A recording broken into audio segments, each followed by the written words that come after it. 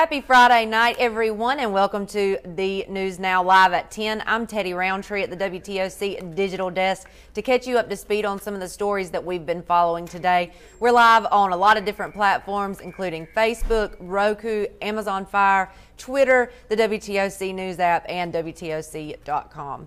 Well, the Jalapenos restaurant in Pooler is still closed after dozens of people got sick after eating there.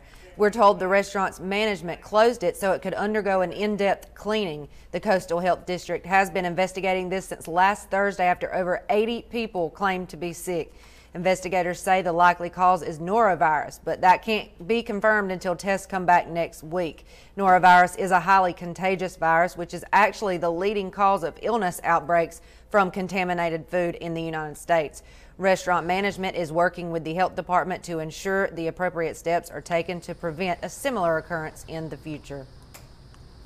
Well, today the Chatham County Detention Center graduated a group of men and women from a program that's designed to help inmates get their lives back on track for good. Our Crystal Howard was there as they received their certificates. Check it out. Yeah, and many of you may think that the correction center is just a place where people get arrested and they just sit in here and do their time. Well, Sheriff Wilcher and his team don't believe in that. They actually believe in correction and getting people to a place where they can leave here and choose a better life. Do not let the devil have his way to bring us back into the situation that we cannot get out of. The Chatham County inmates who graduated from a retention program today all signed up for it voluntarily. Well, the New Beginnings program is a conflict resolution program that changes lives. And New Beginnings is what all of these inmates signed up for when they expressed interest in the program provided by State Representative Carl Gilliard and Chatham County Sheriff John Wilcher. The success is tremendous because we're producing champions. The Sheriff Department has allowed programs, not only New Beginnings, but other programs that will help equip them when they leave here. Gilliard says his program.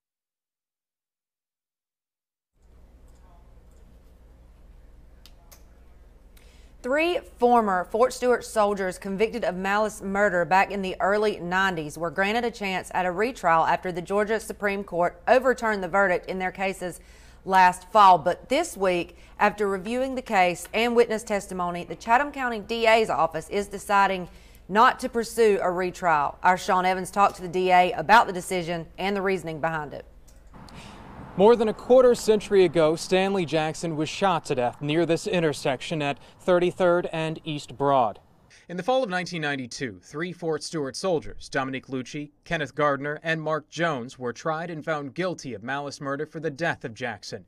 The men were sentenced to life in prison and served more than 2 decades of that sentence when a nonprofit group called Centurion picked up their case to prove their innocence. After digging into court documents and witness testimony, there was a push for an appeal hearing that was eventually granted to overturn that ruling.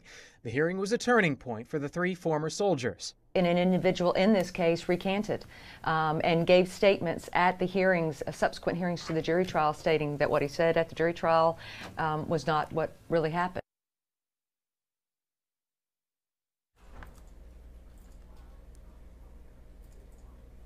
We wanted to leave you tonight with something a little more lighthearted. In response to police departments around the country creating lip sync videos, the Savannah PD shared a video today of some of its officers performing I Want It That Way from the Backstreet Boys. We hope you like this video. I'm Teddy Roundtree, WTOC Newsroom. Good night.